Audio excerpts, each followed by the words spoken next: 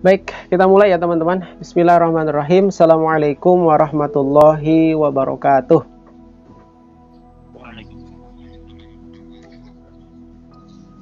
Hamdan wa syukranillah, salatan wa salaman ala rasulillah, la hawla wa la quwata illa billah. Amma ba'du. Kullu man 'alaiha fan wa yabqa wajhu rabbika dzil jalali wal ikram. Rabbi shrah li sadri wa yassir li amri wahlul 'uqdatam min lisani yafqahu qawli. Oke, terima kasih teman-teman atas kehadiran dan partisipasinya pada perkuliahan online kita pada hari ini via Google Meet ya. Alhamdulillah kita hari ini bisa kembali melanjutkan materi perkuliahan kita.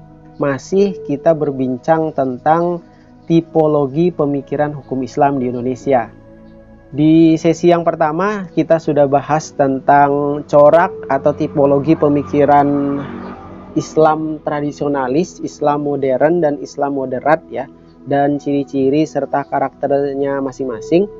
Nah, pada kesempatan ini kita lanjut ya pada sesi yang kedua, yaitu tipologi eksklusif, inklusif, dan kultural. Sesi yang kedua ini sebenarnya masih berkaitan erat dengan sesi yang pertama. Jadi ini semacam penguatannya dari sesi yang pertama. Sesi yang pertama itu kan diwakili Islam tradisionalis, Islam modern, dan Islam moderat. Nah, yang sesi yang kedua ini Islam eksklusif itu sebenarnya bisa mewakili dari Islam tradisionalis. Islam inklusif itu mewakili dari Islam modern atau modernis, dan Islam moderat itu sedikit banyaknya juga nanti mewarisi Islam kultural. Dan kembali penting saya sampaikan lagi kepada teman-teman bahwa sesi materi kita tentang tipologi pemikiran hukum Islam ini, kita tidak sedang berbicara tentang Islam pada ranah ideal, Islam pada ranah normatif. Kita semuanya sepakat bahwa Islam itu satu, yaitu Islam yang datang dari Al-Quran dan hadis. Jadi Islam yang dipraktikkan oleh Nabi dan para sahabat itu selesai. Dari ranah normatif, dari ranah ideal. Nah, yang sedang kita diskusikan ini adalah Islam pada ranah empiris ya. Mohon dibedakan. Islam dari aspek normatif dan ranah empiris. Islam yang kemudian difahami dan dipraktikkan oleh umat Islam, khususnya di Indonesia dan dunia secara umum.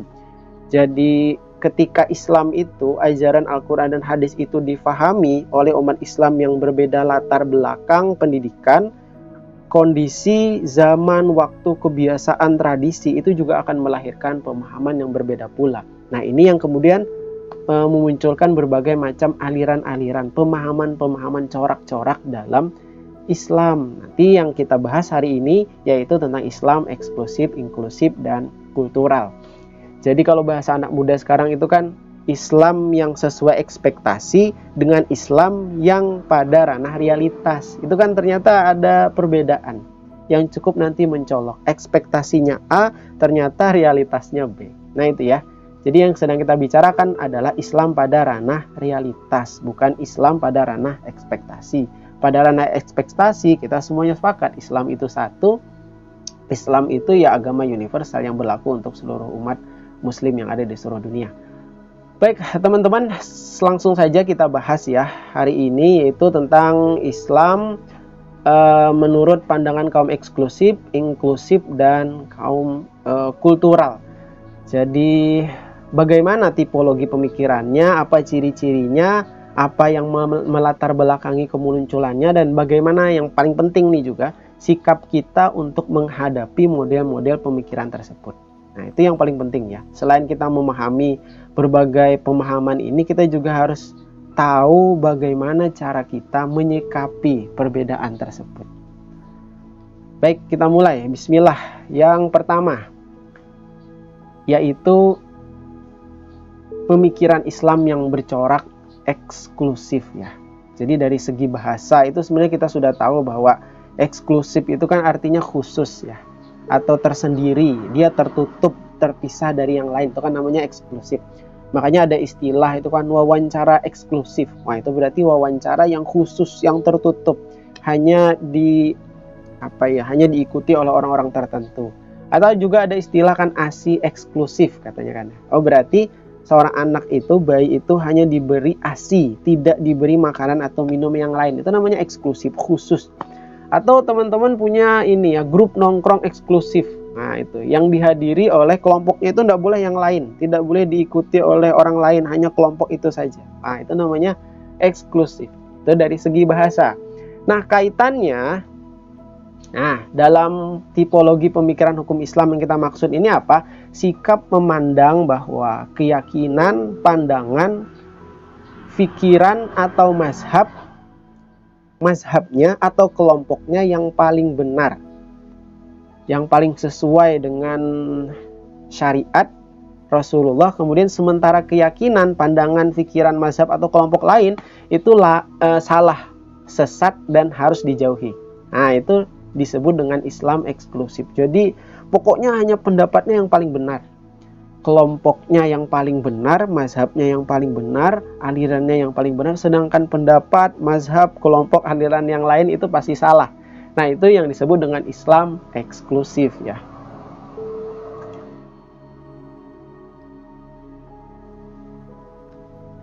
Oke baik. Oke next. Nah Islam eksklusif ini dalam agama secara umum kita bisa bagi menjadi dua kelompok ya. Pertama eksklusifnya keluar, dan yang kedua eksklusifnya ke dalam. Maksudnya apa? Eksklusif yang keluar itu artinya adalah sikap atau pemahaman bahwa hanya agamanya saja yang paling benar. Itu namanya eksklusif keluar. Jadi ini model eksklusif beragama, hanya agamanya yang paling benar. Misalnya kalau agamanya Islam, kita sebagai umat Islam kemudian merasa agama Islam ini yang paling benar, sedangkan agama yang lain itu sesat, kafir, salah, neraka. Nah itu namanya eksklusif keluar. Nanti mereka sebenarnya punya pegangan, punya dalil masing-masing. Hanya saja biasanya dalilnya, pemahaman mereka itu secara tekstual itu tadi. Apa bunyi teks itu pemahamannya, tanpa mau memahami secara komprehensif latar belakang, historis, kemunculan ayat maupun hadis yang berkaitan dengan pegangan mereka itu. Nah selanjutnya ada lagi eksklusif ke dalam.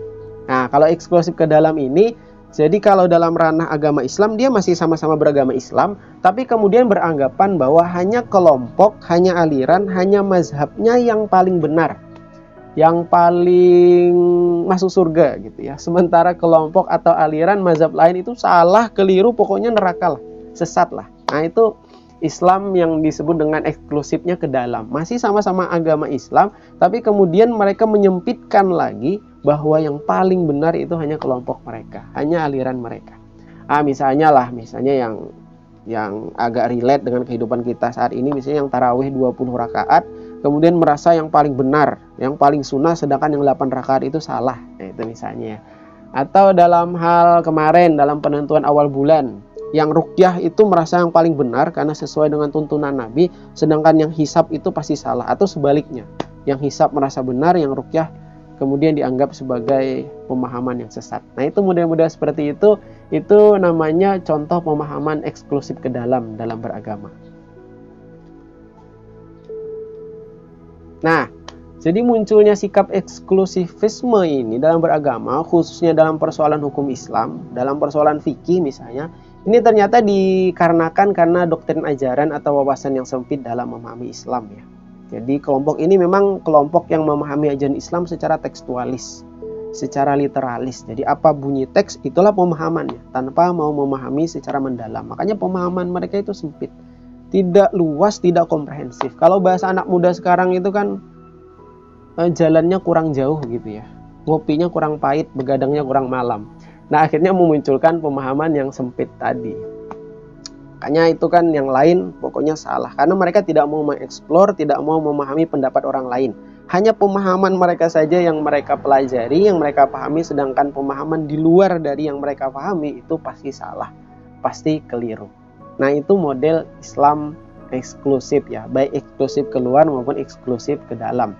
Saya kira teman-teman sudah dapat poinnya. Tapi pertanyaan selanjutnya kemudian, bagaimana kita ini menyikapi model pemikiran Islam eksklusif ini kan? Nah pertama yang saya tawarkan, kalau kaitannya dengan eksklusif keluar, sampai pada pemahaman bahwa agama Islam itu benar, ya, sebagai kita umat Islam yang memeluk agama Islam, kemudian meyakini bahwa Islam itu agama yang benar, saya kira tidak ada yang keliru, tidak ada yang salah dalam hal itu. Tapi kemudian memahami dan meyakini bahwa agama Islam ini agama yang paling benar, kemudian menyalahkan agama yang lain, mengkafir-kafirkan agama yang lain, bahkan mensesat-sesatkan dan bahwa agama yang lain itu pasti masuk neraka. Nah, ini menurut saya perlu kita luruskan. Perlu kita direkonstruksi pemikirannya. Karena menurut saya ini sangat tidak bijak kita dalam beragama. Untuk menyatakan kita benar, kita harus mencari kesalahan-kesalahan orang lain.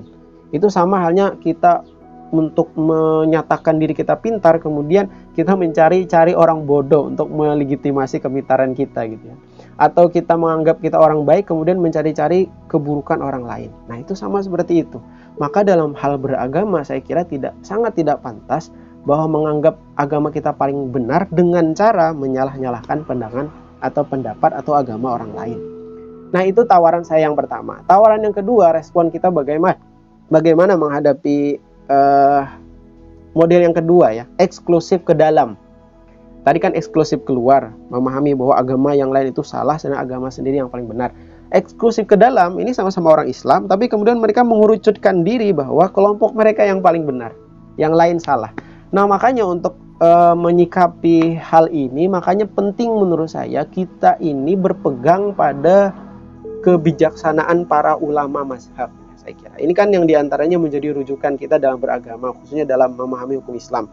Ulama mazhab Imam Syafi'i, Imam Maliki, Imam Hanafi, Imam Hambali. Jadi banyak sekali dalam statement mereka itu menjelaskan bahwa pentingnya tidak taklid, tidak mengikuti secara membabi buta dalam pemahaman mereka, dan tidak merasa pendapatnya paling benar. Nah, itu misalnya yang disampaikan oleh Imam Syafi'i kan, kata Imam Syafi'i yang paling populer itu statement beliau, kata beliau, ra'yi shawabun wa yahtamilul khata wa ra'yu ghairi khata wa yahtamilu sawab. Ini saya kira kebijaksanaan yang sangat luar biasa. Apa kata Imam Syafi'i? Pendapatku ini benar menurutku. Ini yang pendapat yang aku yakini. Tapi jangan-jangan juga di dalamnya mengandung kesalahan. Dan pendapat orang lain itu salah mungkin menurut saya, tapi jangan-jangan di dalamnya mengandung sebuah kebenaran. Nah, itu kan bijaksananya Imam Syafi'i, tidak menuhankan pendapat dia, karena dia percaya, sadar bahwa kebenaran satu-satunya yang paling mutlak, yang paling absolut itu kan hanya kebenarannya Allah Subhanahu wa taala. Atau misalnya apa yang disampaikan oleh Imam Malik misalnya ya. Ini juga menarik untuk kita pegami. Apa kata beliau? Innama ana basyarun ya, ukhti'u wa usibu. Saya ini hanya seorang manusia yang mungkin salah dan mungkin benar. Fanzuru fi ra'yi. Maka koreksi pendapatku, diteliti pendapatku ini, kata beliau. Kullu ma wafaqal kitab wa sunnah fakhudhuhu bihi. Kalau ini sesuai dengan Al-Quran dan Sunnah, maka silahkan ambil, silahkan ikuti. Tapi wa ma lam yuwafiqil kitab wa sunnah fatrukuhu. Tapi kalau tidak sesuai dengan Al-Quran dan Sunnah, maka silahkan tinggalkan. Nah, itu kan luar biasa. Ini imamnya loh.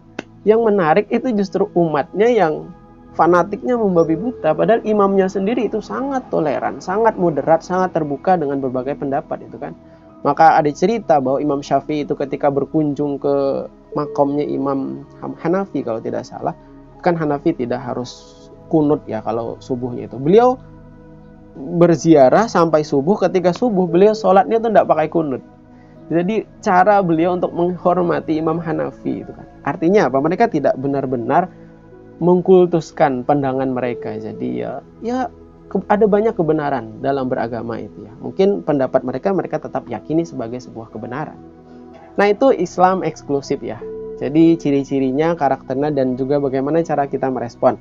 Selanjutnya, Islam inklusif. Nah, saya kira ini bisa dikatakan sebagai corak pemikiran yang kebalikan dari Islam eksklusif ya. Jadi antitesisnya ini. Titik baliknya.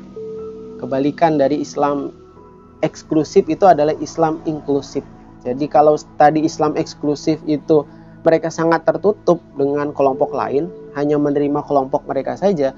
Sedangkan Islam inklusif ini justru mereka berusaha untuk membuka diri. Jadi berusaha untuk menerima pendapat atau pemahaman selain dari kelompok mereka, selain dari pemahaman mereka. Jadi segi bahasa sendiri itu kan inklusif itu artinya termasuk di dalamnya, include. Nah, itu kan namanya inklusif.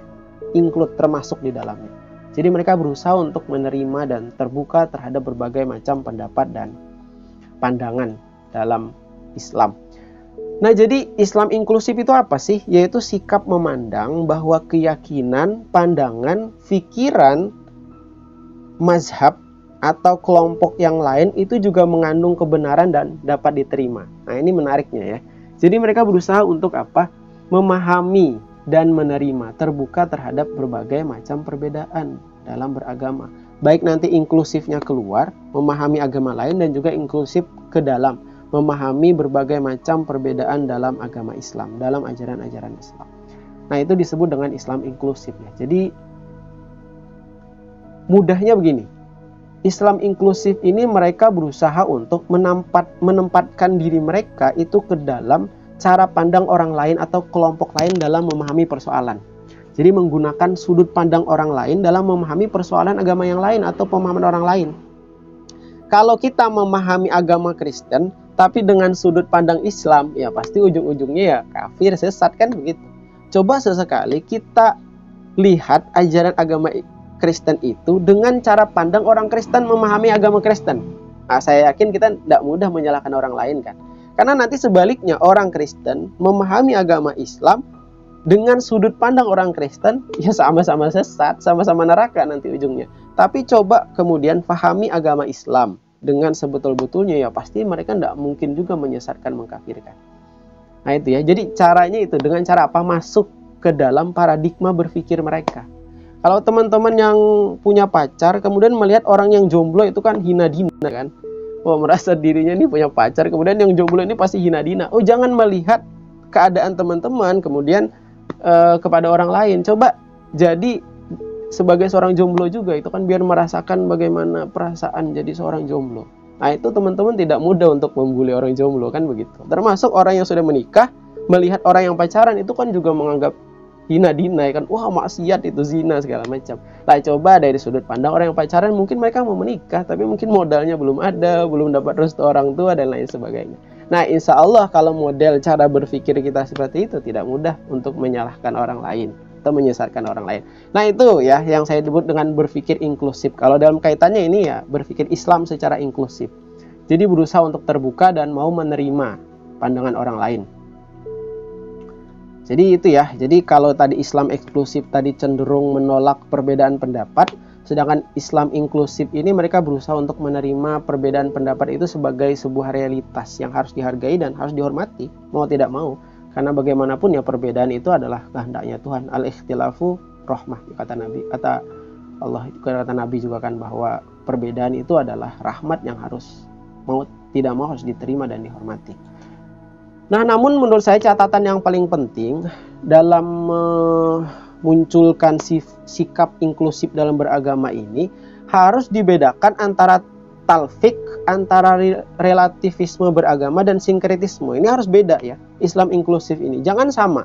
Kalau sama ya nanti juga ujung-ujungnya tidak beda nanti dengan Islam eksklusif. Talfik itu apa? Talfik itu artinya teman-teman mencampur adukan berbagai macam pendapat para ulama untuk tujuannya mudah-mudahan, untuk kemudahan, cari aman, cari mudah, cari gampangnya. Misalnya sholatnya pakai mazhab Imam Syafi'i ya, seperangkatnya dari wudunya, kemudian dari rukunnya dan sebagainya pakai Imam Syafi'i. Tapi nikahnya pakai mazhab Hanafi kan, karena mazhab Hanafi nikahnya kan tidak harus mensyaratkan, rukunnya itu kan tidak harus pakai wali kan. Jadi seorang wanita yang sudah dianggap dewasa, yang sudah layak menikah itu tidak perlu pakai wali, kata Imam Hanafi. Jadi dianggap mereka ini sudah mapan, sudah bijak dalam memilih pasangannya. Itu dianalogikan oleh Imam Hanafi itu seperti bermuamalah, seperti jual beli. Kalau ada seorang perempuan yang sudah dewasa, jual beli kan masa ditemani oleh walinya kan, dia bisa jual beli sendiri kan. Nah demikian juga kata Imam Hanafi dalam persoalan pernikahan, perempuan itu bisa menikah sendiri, tidak perlu pakai wali. Nah itu artinya cari aman nih. Jadi dicampur adukan untuk cari aman. Wah ini izin restu orang tua tidak dapat, yaudah kita kawin sendiri saja, kita pakai mazhabnya Imam Hanafi. Nah ini bahaya, ini namanya talfik ya, bukan inklusif. Ini sengaja cari aman, cari kemudahan. Bukan itu yang disebut dengan inklusif. Atau relativisme beragama, ini bahaya lagi, menganggap semua agama itu benar kemudian bisa kapanpun pindah agama Kristen, Buddha, Hindu, karena semuanya agama benar. Bukan itu juga. Termasuk juga bukan sinkretisme. Nah, ini yang paling penting. Sinkretisme itu mencampur adukan ajaran-ajaran agama, kemudian melahirkan sebuah ajaran atau agama baru. Nah, itu Islam inklusif. Yang harus teman-teman pahami bahwa yang disebut dengan Islam inklusif itu, dia tetap berkomitmen dengan agamanya, dengan pandangannya, dengan mazhabnya, dengan alirannya, tapi berusaha memahami dan menghormati pandangan orang lain. Dengan cara apa tadi? Yaitu dengan cara berusaha untuk masuk ke dalam paradigma berpikir orang lain itu. Sehingga kita tidak mudah menyalahkan orang lain. Pasti, oh iya benar. Tapi benar menurut versinya masing-masing. Kita tetap yakin dengan pandangan keyakinan kita, tapi dengan cara tidak perlu menyalahkan orang lain. Nah, ini saya kira puncak beragama. Merasa benar, tapi tidak harus menyalahkan orang lain. Nah, itu yang ingin digaungkan oleh Islam inklusif ini. Itu yang paling penting menurut saya catatannya. Tapi kalau sudah Islam inklusif, kemudian berusaha menganggap semua agama benar, maka ya silahkan mau masuk agama mana saja, ya enggak. Bukan itu yang disebut dengan Islam inklusif. Nah, makanya Islam inklusif ini dia berangkat dari sikap keterbukaan, toleransi, persaudaraan, dan rasa kemanusiaan. Jadi berusaha untuk menghargai rasa kemanusiaan itu, bahwa setiap orang itu berhak memilih dan meyakini pendapat serta menjalankannya. Tidak boleh dipaksa, tidak boleh diintervensi. Nah, itu yang disebut dengan Islam inklusif ya. Baik, terakhir. Nah, adalah Islam kultural. Apa yang disebut dengan Islam kultural dan bagaimana corak pemikiran Islam kultural ini? Oke, pertama, yang perlu kita pahami bahwa Islam kultural itu adalah sikap ya atau pemahaman yang berusaha untuk mengkontekstualisasikan antara ajaran-ajaran Islam atau hukum Islam dengan kebudayaan setempat. Itu disebut Islam kultural itu kan. Berarti memahami Islam dengan pendekatan kebudayaan. Jadi antara ajaran Islam dan kebudayaan ini kan sebenarnya dia adalah punya identitas masing-masing ya kan ya. Agama-agama, kebudayaan-kebudayaan. Masing-masing punya identitas. Tapi kedua model ini, agama dan kebudayaan ini mereka saling bertautan, saling berkaitan dan saling mempengaruhi satu sama lain. Karena corak dan warna kebudayaan itu dipengaruhi oleh agama itu pasti. Karena budaya manapun itu pasti dipengaruhi oleh agama. Dan sebaliknya nanti pemahaman terhadap suatu ajaran agama itu juga pasti dipengaruhi oleh kondisi, lingkungan, dan budaya setempat. Makanya kan ada istilah taghayyur ahkam bitaghayyur azminah amkinah wal ahwal wal adat. Hukum itu bisa berubah sesuai dengan perubahan zaman, waktu, kebiasaan, dan adat masyarakat.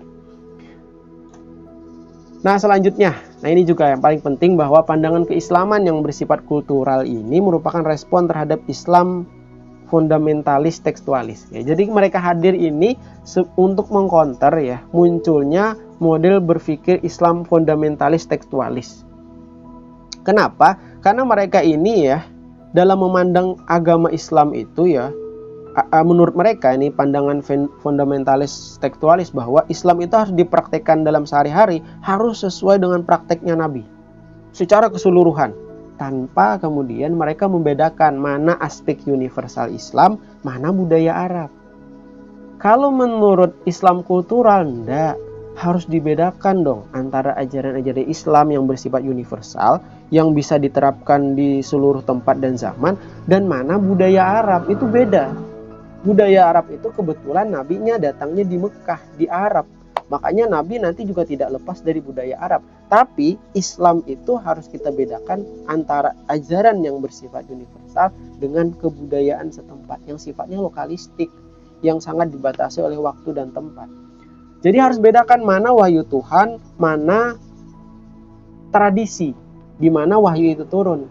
Ya, itu penting untuk dipahami dan dibedakan. Misalnya dalam hal berpakaian misalnya kan. Islam mewajibkan kita untuk menutup aurat, itu selesai. Tapi bagaimana cara dan model berpakaian, nah ini harus dibedakan mana ajaran, mana budaya. Maka pakaian-pakaian yang dipakai oleh Nabi dan para sahabat yaitu tidak lepas dari budaya. Itu tidak perlu harus dituruti, tidak harus perlu diikuti kalau Islam kultural itu kan. Jadi kita ambil yang menutup auratnya saja, sedangkan cara berpakaiannya ya silahkan masing-masing. Tergantung budaya, tergantung kebiasaan, tergantung adat masyarakat setempat. Tidak harus sama dengan model berpakaiannya orang Arab.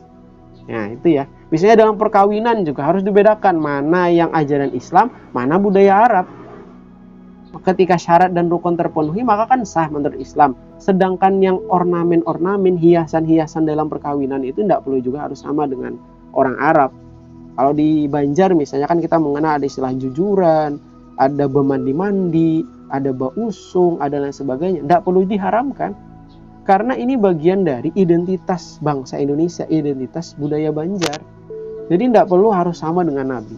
Nikahnya ya sudah kita sesuai dengan ajaran Nabi, tapi ornamen-ornamennya, hiasan-hiasannya tidak perlu harus disamakan dengan zaman Nabi. Nah itu model berpikir Islam kultural ya. Jadi mereka hadir untuk mengcounter sikap sebagian umat Islam ini yang tidak bisa membedakan mana ajaran Islam, mana yang bersifat universal, mana budaya yang kemudian cenderung disamakan. Jadi bagi Islam kultural, Islam itu harus dikontekstualisasikan dengan kondisi dan keadaan setempat di mana ia datang, termasuk kebudayaannya. Jadi berusaha untuk menghargai, menerima kebudayaan yang ada, mengamalkan ajaran Islam itu tanpa harus kehilangan identitas budaya dan karakter masyarakatnya. Jadi Islamnya dipakai, identitas dan jati diri sebuah peradaban, sebuah kebudayaan juga harus ditegakkan. Tidak perlu kemudian kita dijajah dengan budaya Arab yang sebenarnya itu tidak secara keseluruhan itu adalah bagian dari ajaran Islam. Nah makanya model berpikir Islam kultural di Indonesia ini kemudian diwujudkan oleh NU, diterjemahkan oleh NU dengan bahasa Islam Nusantara. Nah ini jadi Islam yang berusaha untuk menunjukkan jati diri bangsa Indonesia. Jadi kita tetap Islam, agama Islam, tapi tidak mau dijajah oleh budaya Arab. Tetap kita memunculkan identitas dan jati diri Nusantara Indonesia. Itu kan oleh NU. Makanya kan slogan mereka itu kan meruat tradisi menjaga NKRI. Wah itu kan tradisinya tetap ditonjolkan oleh mereka. Tapi beragamanya juga tetap penting. Nah itu bagi orang NU. Jadi mereka berusaha untuk mempertemukan antara ajaran Islam yang bersifat universal dengan tradisi lokal Indonesia. Jadi kawin bersatu. Nah itu yang disebut dengan Islam Nusantara. Islam dengan ciri khas identitas Nusantara. Jadi itu bukan agama baru. Jadi itu hanya sebuah paradigma cara memandang Islam. Makanya kan model Islam Nusantara ini sangat menghargai tradisi dan kearifan lokal bangsa Indonesia. Selama itu catatannya tidak bertentangan dengan ajaran-ajaran Islam. Itu yang paling penting. Kalau bertentangan ya sudah, harus dihapus. Maka modelnya yang kita gunakan itu kan ada 3. Ketika Islam bertemu dengan budaya. Pertama adalah tahmil. Tahmil itu mengadopsi seluruhnya budaya, kemudian diterima oleh Islam. Itu kan contohnya kayak di dalam Islam itu seperti ini ya. Kemarin saya sampaikan hukum pidana itu potong tangan, kemudian kisos itu budaya Arab yang kemudian diadopsi oleh Islam, ditahmil seluruhnya. Kemudian ada lagi taghyir, diambil, diadopsi tapi dilakukan modifikasi, perubahan. Contohnya kalender. Kalender Islam yang kita gunakan itu adalah sebenarnya ada kalender Arab tapi kemudian dimodifikasi. Arab itu punya kalender 13 bulan, oleh Islam kemudian tetap diambil tapi dikurangi bulannya menjadi 12 saja. Termasuk poligami. Orang Arab itu biasanya poligami sampai 10-20 istrinya. Oleh Islam dipangkas. Tradisi budaya Arab yang poligaminya banyak itu dipangkas menjadi 4 saja. Bahkan kata Islam, kalau mampu ya 1 saja. Cukup 1. Fawahidah, cukup 1 kata Islam. Nah itu namanya modelnya taghyir. Dan yang terakhir modelnya tahrim. Nah ini tahrim ini artinya dilarang, diharamkan. Kalau ada budaya yang tidak sesuai dengan ajaran Islam, contohnya apa? Riba, kemudian khomar, mabuk-mabukan itu diharamkan, maka harus ditinggalkan. Nah makanya model Islam Nusantara ini ketika ada adat yang bertentangan maka harus ditinggalkan. Makanya mereka ini getol sekali mensosialisasikan Islam Nusantara. Di pusat Nahdlatul Ulama itu sudah di kampus-kampus Nahdlatul Ulama mereka buat jurusan Islam Nusantara S1. S2 juga ada, S3 itu ada pemikiran Islam Nusantara, S3 di Jakarta itu, di kampus NU.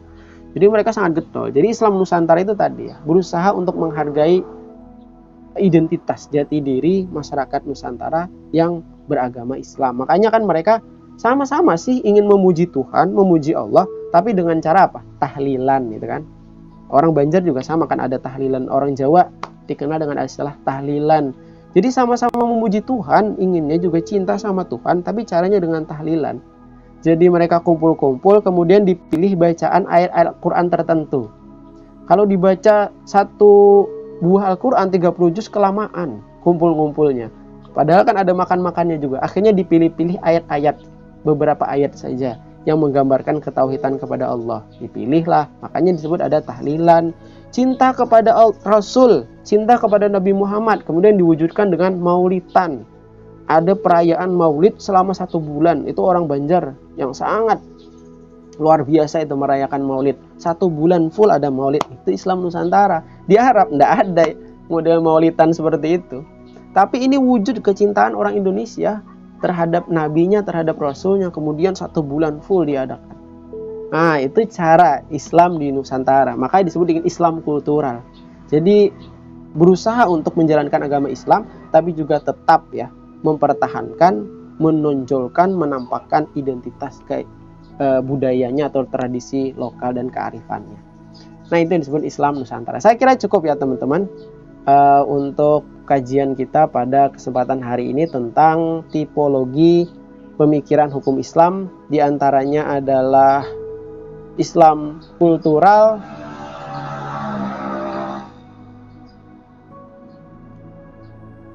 Islam inklusif, dan Islam eksklusif ya. Oke, terima kasih teman-teman atas kehadiran dan partisipasinya. Tadi suara saya jelas ya, dan juga slide-nya jelas ya. Oke, alhamdulillah jelas. Kurang lebih 30 menit ya. Ada lebih 1-2 menit.